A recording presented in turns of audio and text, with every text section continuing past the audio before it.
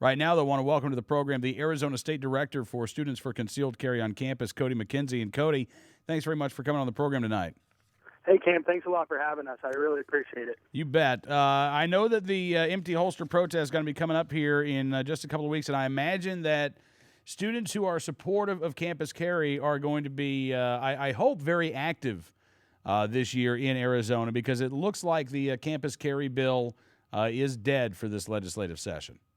Unfortunately, that looks the way it's going to be, that it's going to be dead for this session. But, we made a lot of good progress this year with getting a lot of students involved, getting a lot of good media attention out here with it. And so I'm hoping with next year, it'll definitely be in line to pass. In other words, this was, election year politics getting in the way? It was, and that's the unfortunate thing. And, it's redistricting year in Arizona. Elections are coming up, and a lot of these people that, either voted against the bill or they just basically said they wouldn't vote for the bill were people that, the NRA has, supported and the NRA sponsored. But with the redistricting and with elections coming up, they're too afraid of political backlash to want to, come on to a somewhat controversial bill. Yeah. Where are students in Arizona on this issue, Code? I mean, obviously you're going to have a diversity of opinions, but what kind of progress has Students for Concealed Carry on Campus made in Arizona? This year has been a real good year as far as just boosting membership and boosting interest levels. We had Senate Bill 1474 that was introduced. That's the campus carry bill, and it really brought a lot of interest into the subject. I think on our Facebook page when the bill was first introduced, our ratings went up by like 90% or more. So it's been a real good opportunity for students to get involved this year. And, there are people on both sides of the aisle, of course, but it's still been a real good, even if it doesn't pass or, even that got killed, at least it's a way for people to get involved and realize that there is a group out there that does want to be able to give you the option to protect yourself on campus. I agree. And, I'll tell you as well, I think the longer the conversation goes on, the more hollow the words of these university officials ring, because in essence what they are arguing, Cody, and I think this is the case in Arizona, it's been the same basic argument I've heard in any state where campus carry has come up, is that you, Cody, and your fellow students, regardless of your age, regardless of your background, regardless of the fact that you're a right to carry holder and are exercising that right off campus right now, you are too irresponsible, you are too juvenile, you may very well be an alcoholic, and the moment you set foot on a college campus, you lose any ability that you might possess to think logically and rationally, and therefore you can't be trusted to exercise your right to carry. Yeah, and there's been a few arguments that have come out against the bill, but that's always the first one you hear is the responsibility factor. The fact that for some reason, even though I can carry in, Arizona, you can carry in like 90% of the state. You can almost carry anywhere. But as soon as you cross that imaginary boundary, automatically you're irresponsible and too young and too undeveloped to be able to, carry safely. Yeah. Which to me is, that's absurd. There's over 200 campuses nationwide that currently allow concealed carry without any repercussions. And, so whenever these arguments come out, they're, as you said earlier, they're hollow. They have no backing. There's no argument that you can throw out there where it's like, okay, well, that's justifiable, because in the 7 states that currently allow over 200 campuses nationwide, there hasn't been any negative incidents. Absolutely. As a matter of fact, Colorado State University, where campus carry went into effect in 2003, saw violent crimes, all reported crimes on campus drop from about 800 a year down to 200 a year. Exactly, and that's what people always try to they hear guns on campus, they automatically think the worst. No one takes the time to really investigate and do the research and educate themselves on the amount of good that it actually does.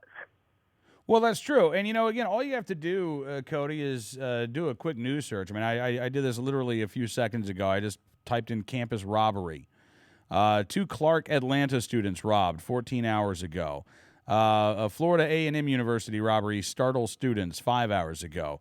Two DePaul University students robbed near campus 15 hours ago. Strong arm robbery reported on Michigan State University's campus 15 hours ago. 3 students robbed on campus, Arizona Daily Wildcat 2 days ago. Second robbery this month on campus. Violent robbery, according to the Arizona Daily Star. Crimes on North Carolina State University campus have students concerned 6 hours ago. Student robbed, possibly at gunpoint, near University of Wisconsin Milwaukee student, or University of Wisconsin Milwaukee. Florida State University campus area robberies up 5 days ago. Again, this is within the last week. These are just examples of one type of crime occurring on college campuses all around the country. Exactly. And, you mentioned the University of Arizona Wildcat, their article that they had. And that was one of the funniest things that I, reading this last week was that, because that's the campus I go to, is the University of Arizona. Yeah. And there was the second robbery in a month on campus. One of the people that was being robbed was sent to the hospital with serious injuries. And the police came out and said, well, campus is still a safe place.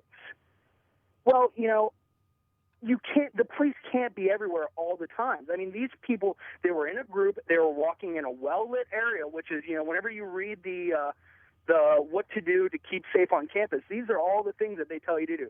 Walk in a group, stay in well-lit areas. Well, these people were abiding by those things, and they still were robbed because, frankly, the police can't be everywhere at all times. So this type of bill, like 1474 that we tried to get through in Arizona, all that does is let you be able to protect yourself on campus when no one else is there to do it the same way you can off of campus.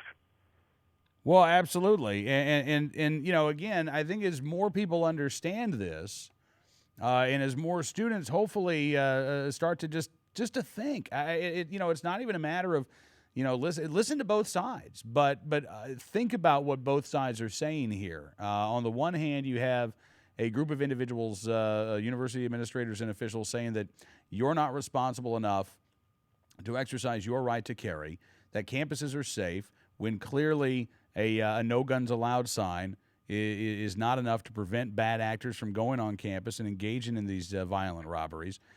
Do you want people who can legally carry off campus? Do you simply want to extend that right onto a college campus, or and if not, why? What is it about the magical boundary of a college campus that makes it different? Well, and, the other big thing that I like to bring up is, not just on-campus safety, but what about the people that are walking to and from campus? You get that, me, for example, or any student that's, in the library till 11, 12 o'clock at night, and then they have to walk a mile home.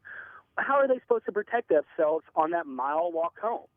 And, in Arizona, you're allowed to keep your firearm in a locked vehicle as long as it's hidden on campus in Arizona. But that still doesn't do anything for that person that's walking to and from campus.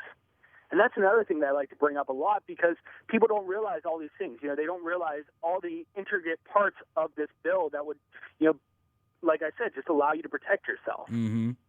Absolutely. Well, listen, Cody, I appreciate you coming on the program, sir. Just a reminder for folks, when is the empty holster protest this year? It will be the first week of April. First week of April. All right. Well, listen.